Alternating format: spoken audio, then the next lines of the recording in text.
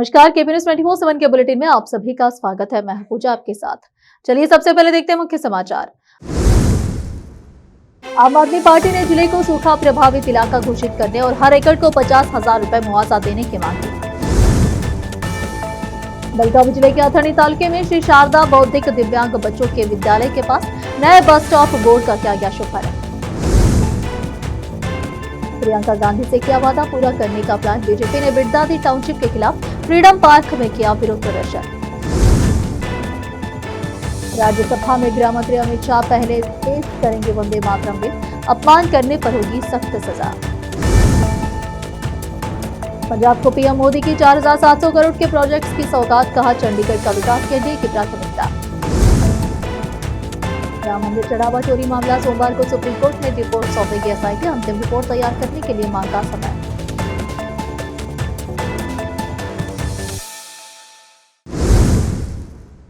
अब समाचार विस्तार से।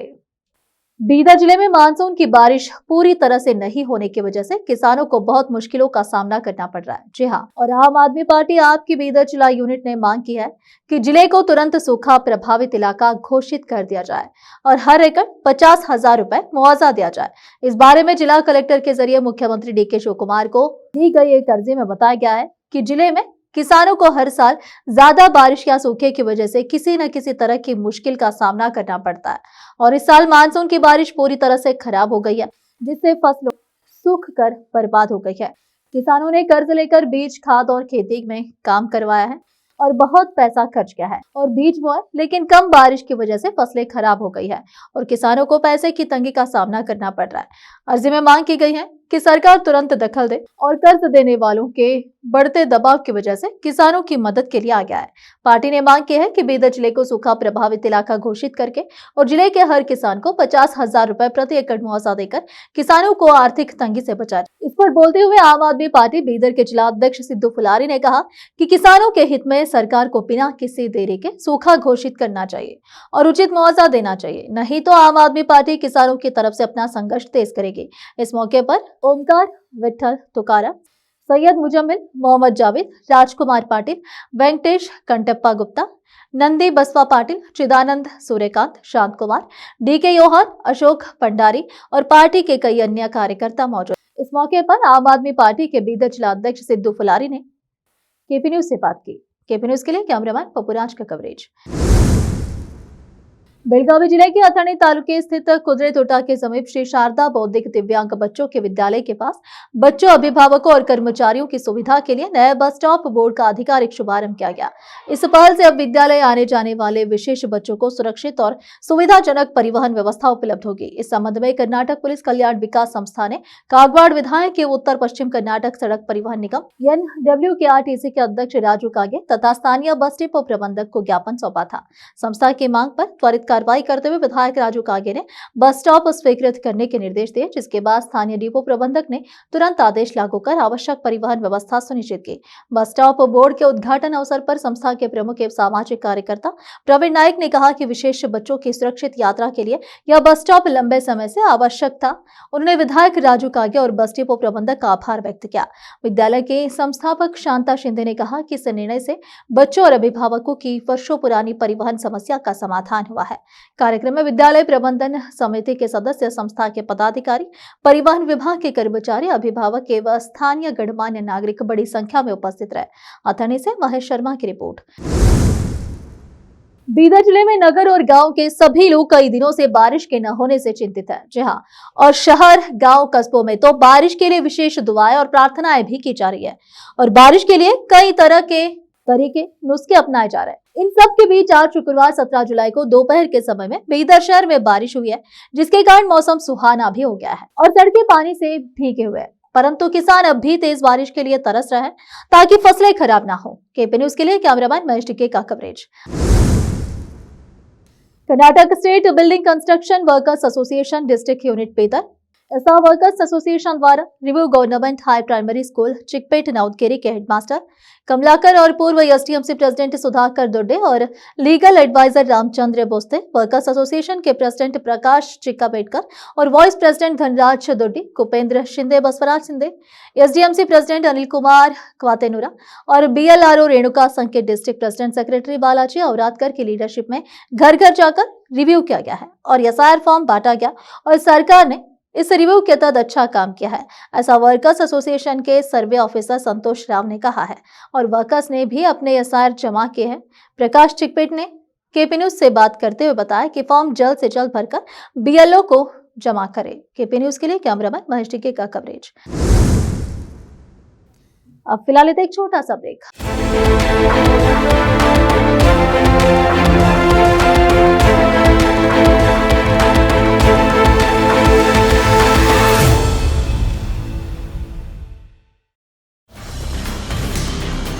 हिंदुस्तान के हर कोने में हम हैं मौजूद। 24 घंटे हालात पर गहरी नजर, खबरों से जुड़े चुपते सवालात,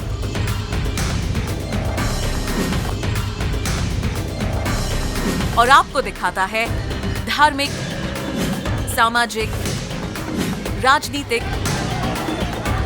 लोकल और इंटरनेशनल न्यूज की सबसे बेहतर कवरेज, जो आपको रखती है हर पल बाखबर। देश और दुनिया भर की खबर के लिए देखते रहें KP news 24/7। Noor education trust Bidar की ओर से चलाया जाने वाला नूर एमएड और BEd college Bidar, recognized by NCTE Delhi, affiliated to Bidar University, Bidar. Admissions open for the academic year 2025 to 26. विशेषज्ञ और सक्षम शिक्षकों द्वारा शिक्षा प्राप्त करने के लिए नूर एमएड और बीएड कॉलेज बीदर में दाखिला लें और शांत वातावरण में उच्च स्तरीय शिक्षा प्राप्त करें। बीदर शहर में बेहतर शिक्षा का एकमात्र केंद्र नूर एमएड और BEd college Bidar. For more details contact Noor colony near horticulture centre, Haldagiri के Hyderabad road, Bidar 585403 Karnataka, India. Phone numbers 9945283920, 8050172745।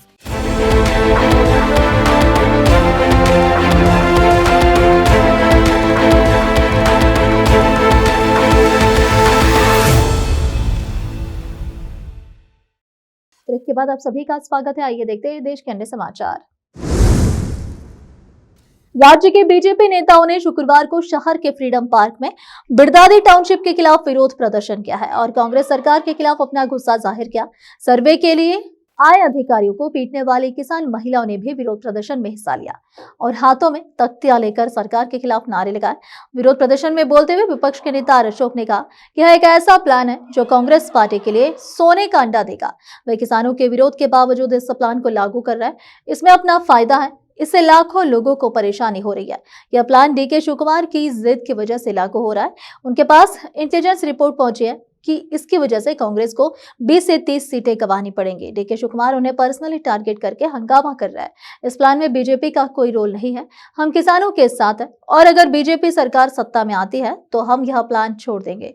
अगर वे किसानों के खिलाफ दर्ज हत्या की कोशिश का केस वापस नहीं लेते हैं तो हम पुलिस स्टेशन का घेराव करेंगे। उन्होंने चेतावनी दी है, मैं खुद शिवसेना ऑफिस का घेराव करने जाऊंगा। कुमारस्वामी को बेवजह इसमें घसीटना ठीक नहीं होगा।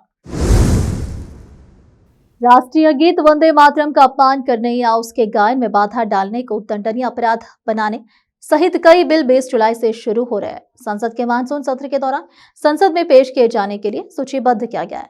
केंद्रीय गृह मंत्री अमित शाह इस बिल को पहले राज्यसभा में करेंगे। इस बिल में प्रावधान किया गया है कि अगर कहीं कोई वंदे मातरम का अपमान करता है तो उसके खिलाफ कानूनी प्रावधानों के तहत कार्रवाई की जा सकती है। जिस तरह से हमारे राष्ट्रगान जन गण मन को सम्मान दिया जाता है, उसी तरह का सम्मान वंदे मातरम को भी देना जरूरी होगा। सूत्रों के मुताबिक सरकार के रणनीतिकार पूरी तरीके से आश्वस्त है कि जब जरूरत पड़ेगी किसी भी बिल के लिए, चाहे उसके लिए 2/3 की भी जरूरत पड़ेगी, तो सरकार के पास सदन में पर्याप्त नंबर है। बताया यह भी जा रहा है कि सरकार डीएमके के लोगों से भी संपर्क में है। इस बिल के मुताबिक अगर जानबूझकर राष्ट्रगाना या राष्ट्रीय गीत को बीच में रोकता है या इसे गाने के दौरान बाधा डालता है तो या किसी सभा में इस ऐसे गायन के दौरान हंगामा करता है तो उसे कारावास की सजा दी जाएगी, जिसे 3 साल तक बढ़ाया जा सकता है। यह कैबिनेट में हाल ही में पारित किया गया। यह बिल पहले राज्यसभा में पेश किया जाएगा। मोदी सरकार इससे पहले सभी सरकारी कार्यक्रमों में वंदे मातरम का गायन अनिवार्य कर चुकी है। प्रधानमंत्री नरेंद्र मोदी आज पंजाब और हरियाणा के दौरे पर है। पीएम नरेंद्र मोदी ने आज हरियाणा के जिंद में एक कार्यक्रम में हिस्सा लिया और देश की पहली हाइड्रोजन ट्रेन को हरी झंडी दिखाकर रवाना किया। इसके बाद पीएम मोदी पंजाब की राजधानी चंडीगढ़ पहुंचे हैं, जहां पर उन्होंने लोगों को कई परियोजनाओं की सौगात दी। चंडीगढ़ में पंजाब के गवर्नर गुलाब चंद कटारिया ने चंडीगढ़ में एक कार्यक्रम में प्रधानमंत्री नरेंद्र मोदी का स्वागत किया। इस कार्यक्रम में पीएम मोदी ने हेल्थ केयर, शिक्षा और सड़क इंफ्रास्ट्रक्चर से जुड़े 4,700 करोड़ रुपए से ज्यादा के कई प्रोजेक्ट्स का उद्घाटन और शिलान्यास किया। इसके बाद यहाँ पर पीएम मोदी ने एक बड़ी जनसभा को संबोधित किया। चंडीगढ़ में सार्वजनिक कार्यक्रम को संबोधित करते हुए पीएम मोदी ने कहा कि चंडीगढ़ सिर्फ एक शहर नहीं है, यह भारत के लिए विकास का एक मॉडल रहा है। पीएम ने कहा कि चंडीगढ़ का विकास एनडीए सरकार की हमेशा से प्राथमिकता रही है। हमने पिनल कोड की जगह भारतीय न्याय संहिता लागू की। उन्होंने कहा कि पिछले कुछ सालों में चंडीगढ़ को हाईटेक शहर बनाने के लिए integrated command and control centre, smart traffic management, smart parking और डिजिटल गवर्नेंस जैसे कई प्रोजेक्ट्स पर काम किया गया है। इस मिशन पर 2,500 करोड़ रुपए से ज्यादा खर्च किए गए हैं। उत्तर प्रदेश जनपद गोरखपुर के रामपुर रकबा निवासी अवंतिका मिश्रा ने नीट 2026 परीक्षा में 602 अंक प्राप्त कर क्षेत्र का नाम रोशन किया है। इस शानदार सफलता से परिवार के साथ साथ पूरे क्षेत्र में खुशी और उत्साह का माहौल है। अवंतिका की उपलब्धि पर उन्हें रिश्तेदारों, शुभचिंतकों, शिक्षकों एवं क्षेत्रवासियों की ओर से लगातार बधाइयां और शुभकामनाएं मिल रही है। अवंतिका ने अपनी सफलता का श्रेय नियमित अध्ययन, कड़ी मेहनत, आत्मविश्वास, शिक्षकों के मार्गदर्शन तथा माता पिता के निरंतर सहयोग को दिया। उनके पिता धनंजय मिश्रा ने बताया कि अवंतिका शुरू से ही पढ़ाई के प्रति गंभीर और अनुशासित रही है। उन्होंने कहा कि बेटी की यह सफलता पूरे परिवार के लिए गर्व का विषय है और उसकी मेहनत रंग लाई है। अवंतिका का लक्ष्य चिकित्सा क्षेत्र में उत्कृष्ट डॉक्टर बनकर समाज की सेवा करना है। उनकी इस उपलब्धि से क्षेत्र के अन्य विद्यार्थियों को भी कठिन परिश्रम और लगन के साथ अपने लक्ष्य की ओर बढ़ने की प्रेरणा मिलेगी। स्थानीय लोगों ने अवंतिका के उज्जवल भविष्य की कामना करते हुए कहा कि उनकी सफलता चौरी चौरा क्षेत्र के लिए गर्व की बात है। गोरखपुर से संवाददाता विकास कुमार भारद्वाज की रिपोर्ट। अब फिलहाल एक और छोटा सा ब्रेक। हिंदुस्तान के हर कोने में हम हैं मौजूद। 24 घंटे हालात पर गहरी नजर, खबरों से जुड़े चुपते सवालात,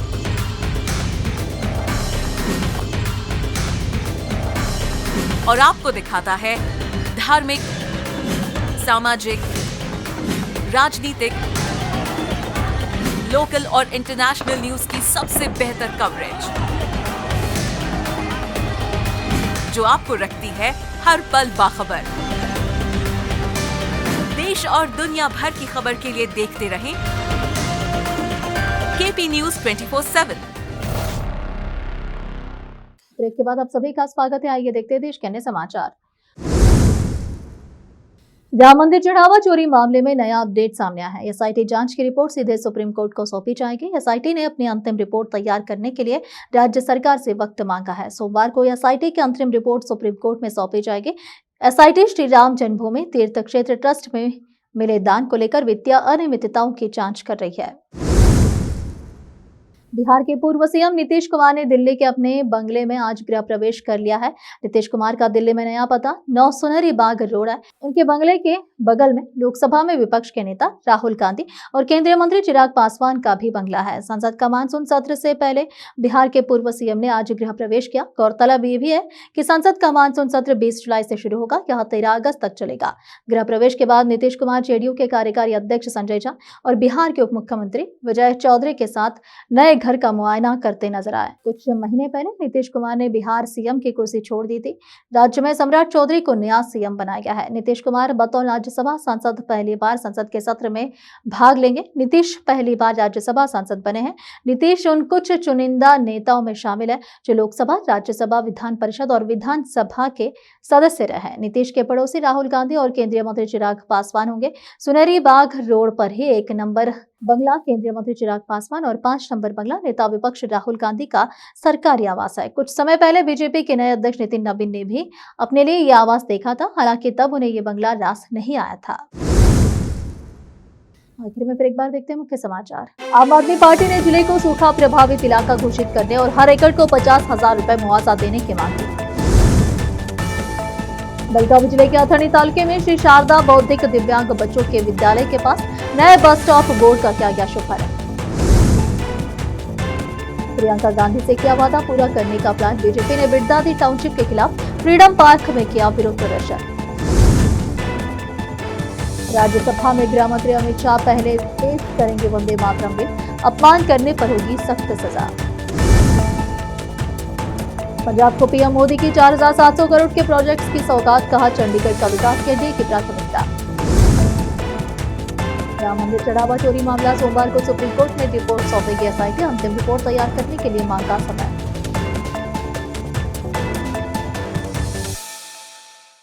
केपी न्यूज के इस बुलेटिन में इस वक्त के लिए इतना ही। देश विदेश और स्थानीय समाचारों के लिए देखते रहिए आपका अपना चैनल केपी न्यूज 24/7। अधिक जानकारी के लिए चैनल को लाइक, शेयर, सब्सक्राइब करना ना भूलें। धन्यवाद।